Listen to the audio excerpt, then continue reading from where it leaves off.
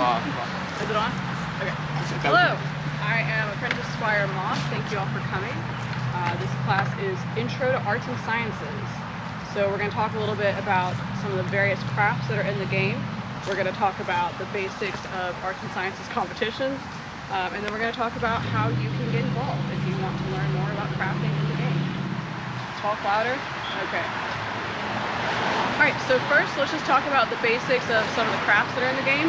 There is a very wide array of crafts prevalent in the game, but there's definitely some that are more common.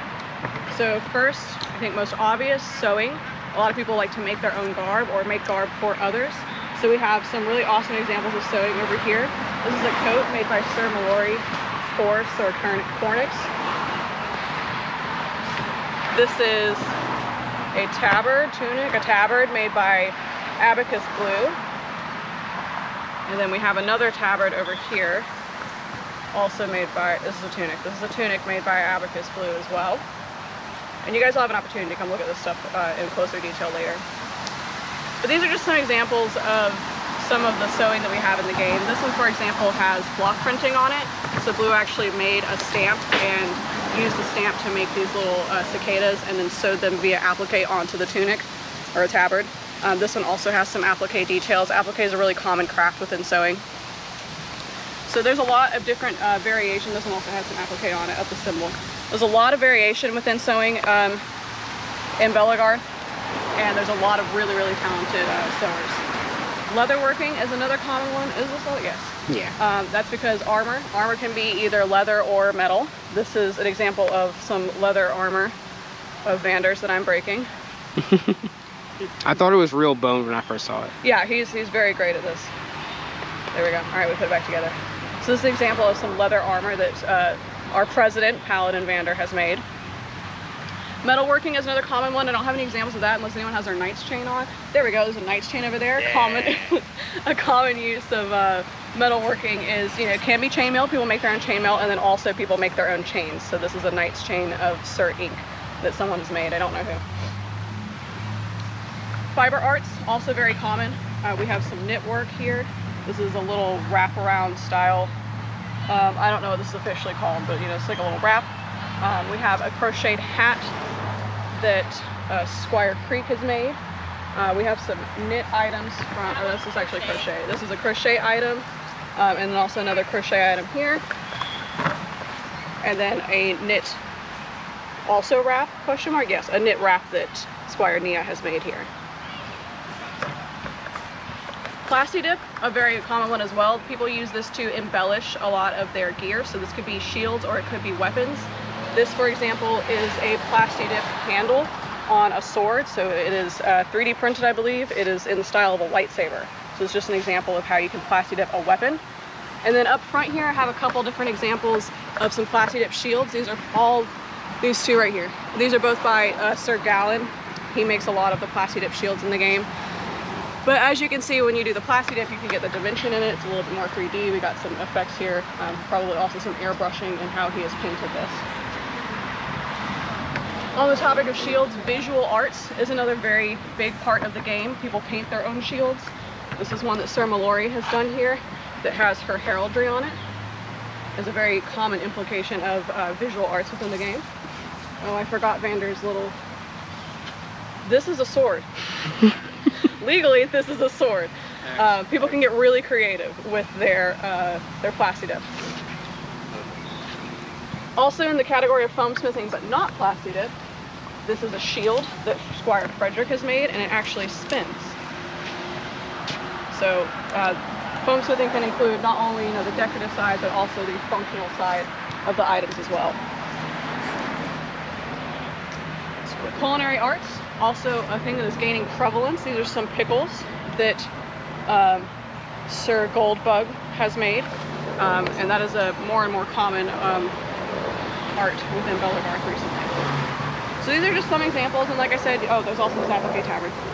You'll have a chance to come look at these all closer, but I just want to give an example of like what these typically look like, you know, some things that your friends have made to kind of show you the scope of arts and sciences. As you can tell, the focus on a lot of this is on characterization. It's a lot of people's heraldry. It's a lot of people's, you know, their character lore kind of built into the things that they've made. So competitions, because we have so many talented artisans in the game, a large part of the game is actually how people compete against one another in arts and sciences competition. So the basics of the competitions are the typical layout. There's a deadline on a given day that you bring your item to what will be a gallery. So a given location, you bring your item and you sign up. When you sign up, there's typically a sheet that you fill out. It's got the basic information about the item and then a write-up that you provide that is basic information about how you made it, what choices you made while you were making it, that sort of thing. And you leave that with the item, which is then sorted typically into categories and then judged based off of a rubric. So I brought a few different rubrics here. A couple of these, the ones that are laminated, these are from Geddon 2025. So if you guys want to see what a rubric looks like typically, you can come look at these. And then I also have some blank ones that are just the ones that we use here in Dirty Marion that you can also use. I'm just going to go over this quickly so you get an idea of how items are judged within arts and sciences. Before I do that, I want to say that the primary purpose of arts and sciences competitions is feedback. Typically, it is fun to compete. We all like, you know, getting an award, a belt flag, whatever. But the primary purpose is to get feedback on something that you've made from people that are either more experienced than you or just have a different eye than you, and you know, you can grow and improve via that feedback. Oh no!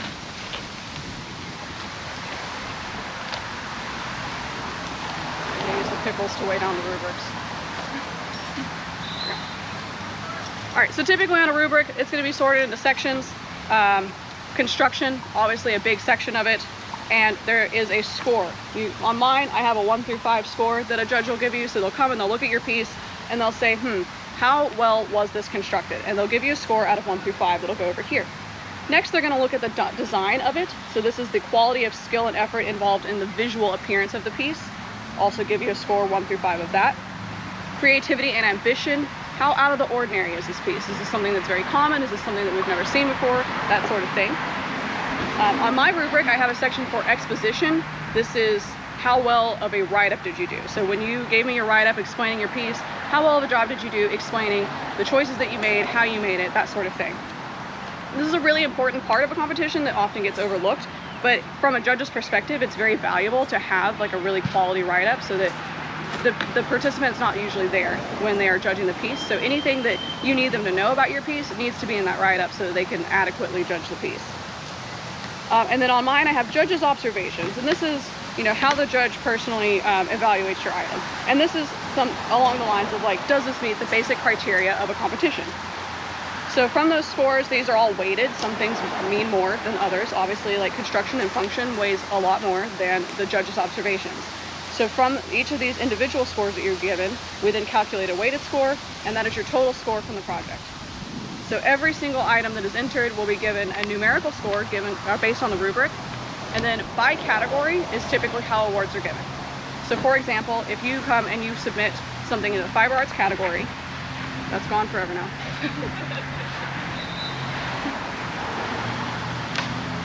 If you come and submit something in the fiber arts category, a judge will come by, use this rubric to give you a numerical score on that, and then within that category, the item with the highest numerical score will be awarded the winner. Some competitions also have a people's choice. This is where anyone can come and vote on which piece they think is their favorite, or a judge's choice, which is where the judges themselves vote on another thing that is designated as its own separate winner, maybe outside of the category bounds.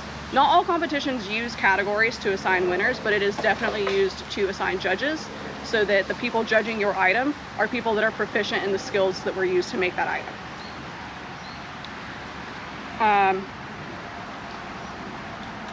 Yeah, so like I said, if you would like to see a little bit more about how these rubrics typically go, this piece right here, this rubric goes with this piece, so this will give you an opportunity to look at both the feedback that was given to me and you can understand how the score was assigned, and then also I have included in here, this is a little water stained, but you know, you'll have to get the idea. The write-up that I did, this is just an example of like how typically you would present an item along with its write-up.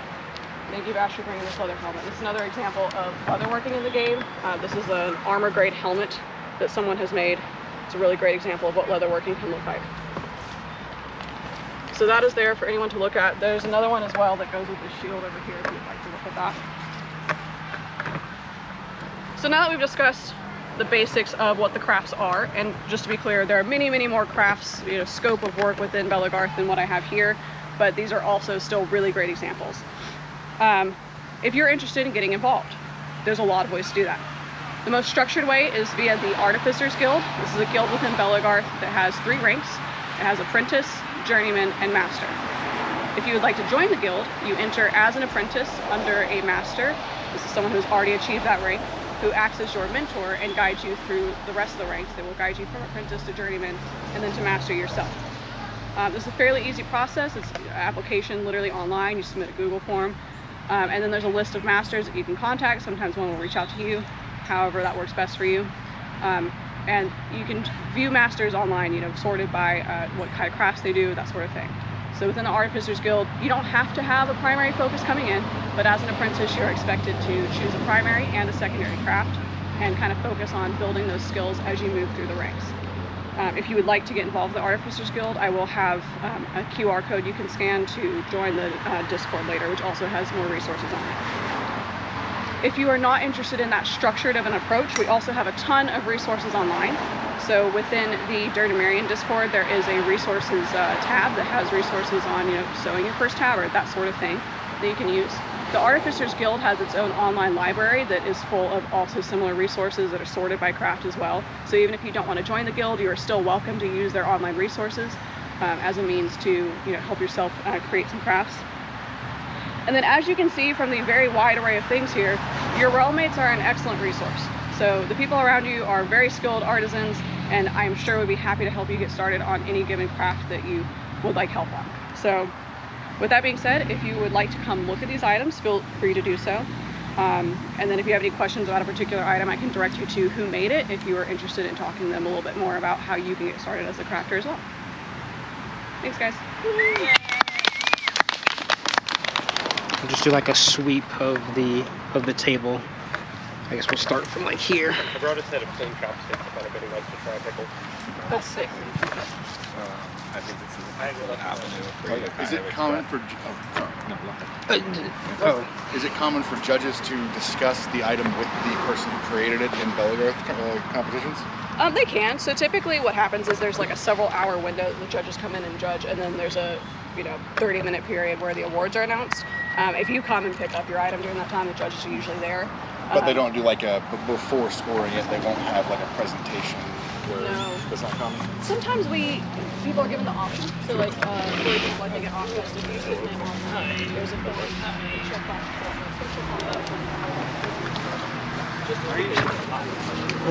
Thank you. I feel overheated now.